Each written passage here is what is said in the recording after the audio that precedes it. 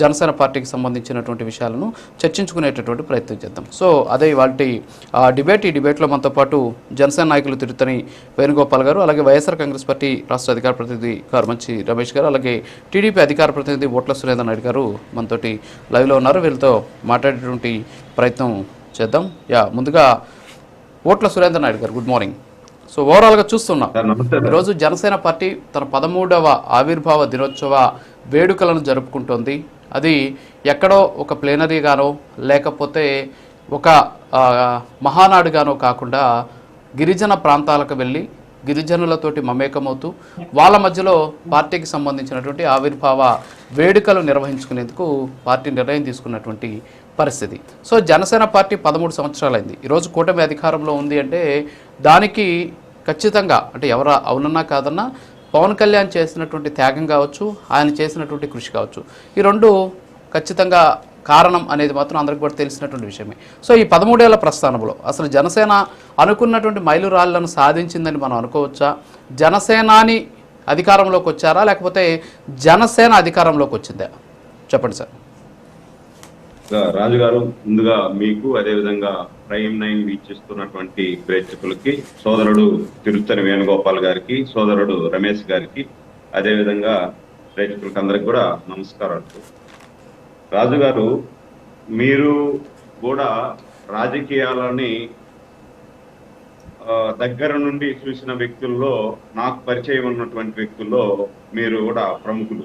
అంటే మీరు మీ జర్నలిజం జీవితాన్ని ప్రారంభించి అంచెలంచెలుగా ఎదుగుతూ ఈరోజు ఒక బ్రహ్మాండమైనటువంటి స్థాయిలో, బ్రహ్మాండమైనటువంటి ఛానల్లో ప్రజల వాణిని వినిపించేటువంటి దాంట్లో మీరు ప్రముఖ పాత్ర వహిస్తున్నారు.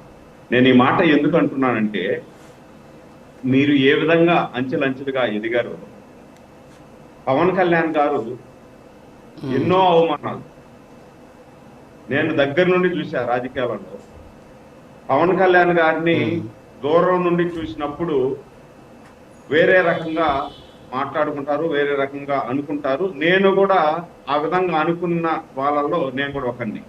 పవన్ కళ్యాణ్ గారు ఏదబ్బా దూరంగా ఉన్నాడు, ఏదో జనాల్లోకి రావట్లేదు, జనాల్లోకి వస్తే ఏదో మాట్లాడతాడు, కానీ ఆయనకు అంత రాజకీయ పరిణతి లేదేమో అన్నటువంటి ఆలోచన చేసిన వ్యక్తుల్లో నేను కూడా ఒకరిని. ఒకప్పుడు కట్ చేస్తే 13 సంవత్సరాలు పార్టీని నిలబెట్టుకుని ఎన్నో అవమానాలు వ్యయ ప్రయాసలకు ఓర్చి ఆఖరికి ముక్కు పచ్చలారని బిడ్డల్ని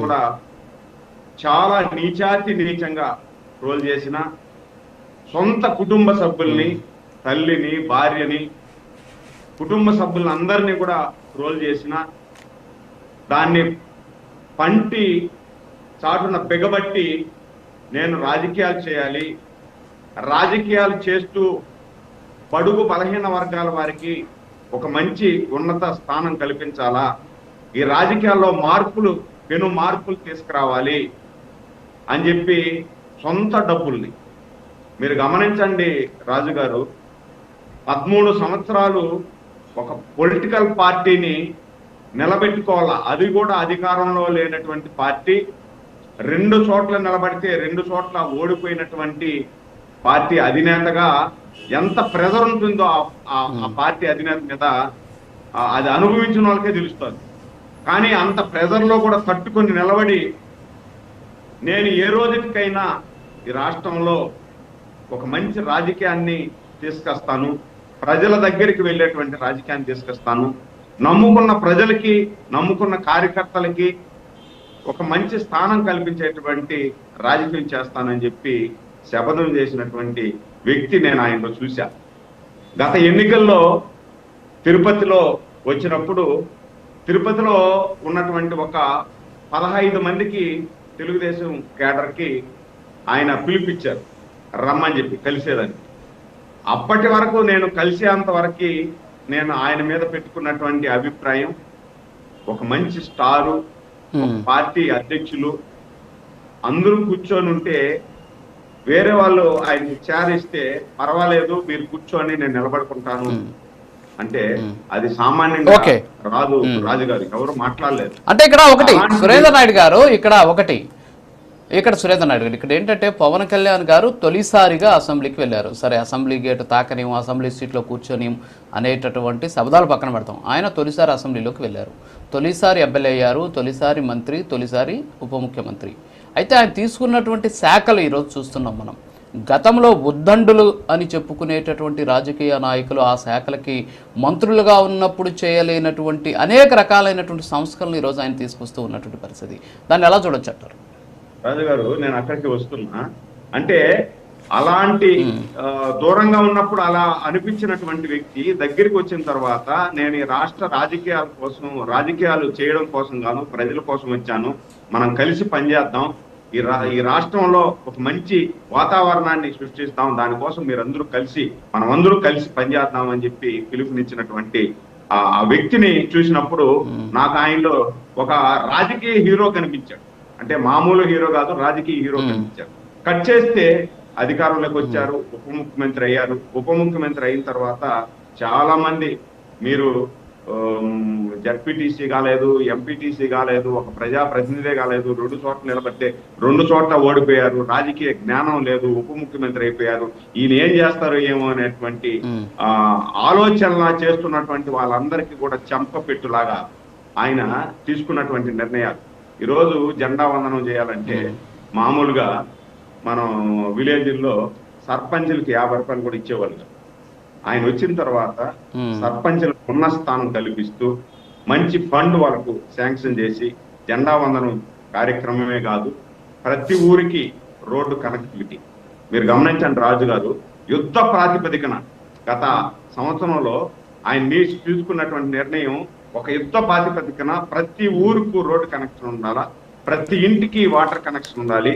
అదే విధంగా తండాలు, ఎన్నో సంవత్సరాలుగా కరెంటు లేనటువంటి తండాలు, డోలీలలో మోసుకొని వచ్చేటువంటి పరిస్థితులు మనం చూసాం. అలాంటి తండాలకు కూడా సిమెంట్ రోడ్లు కానీ వేసి అక్కడ కరెంటు లైన్లు ఇచ్చి వాళ్ళకి నీటి సౌకర్యంతో పాటు అద్భుతమైనటువంటి సౌకర్యాలు కల్పించినటువంటి ఒక పరిణతి చెందినటువంటి రాజకీయ నాయకుడిని చూసాం. అదే విధంగా 21 సీట్లు తీసుకున్నారని చెప్పి అందరూ కూడా ఆయన్ని హేళన చేసినటువంటి పరిస్థితి. ఎన్ని సీట్లు కాదు తీసుకోవడం, తీసుకున్న ప్రతి సీటు గెలిచి నిలబడడం గొప్పతనం అని చెప్పి ఎక్కడ తగ్గాలనో ఎక్కడ పెరగాలో తెలిసిన వ్యక్తిగా 21 సీట్లు తీసుకున్న 21 సీట్లలో కూడా 100% స్ట్రైక్ రేట్ తో ఆయన రాజకీయాలలో ఫైనల్ గా రాజుగారు చర్చిద్దాం. ఇంకా అనేక అంశాలు చర్చించాలి మనం. కాదు ఇంకా చాలా ఉన్నాయి, మీరు మాట్లాడాల్సిన అంశాలు ఇప్పుడు అయిపోలేదు, ఇంకా చాలా ఉంది, వస్తాను మళ్ళీ మీ దగ్గరికి. దేశంలో ఏ పార్టీ కూడా అంటే నా దృష్టిలో నాకు తెలిసినంత వరకు, నాకు నాలెడ్జ్ ఉన్నంత వరకు ప్రపంచంలో కూడా పార్టీ ఎన్ని స్థానాల్లో పోటీ చేస్తే అన్ని స్థానాల్లో గెలిచినటువంటి పార్టీ ఇది ఒకటే అనేది నాకు తెలిసినటువంటి నాలెడ్జ్. మీకు తెలిస్తే కరెక్ట్ చేయండి, ఇంకోరన్న ప్యానల్ అలాంటి రాజకీయాలు వ్యక్తిగత కక్ష లేకుండా ఆయన మీద ఎన్నో ఇబ్బందులు పెట్టినా అధికారంలోకి వచ్చిన తర్వాత కక్ష తీర్చుకోవాల్సిన సరే సార్. ఓకే ఇప్పుడు వద్దాం, మాట్లాడదాం.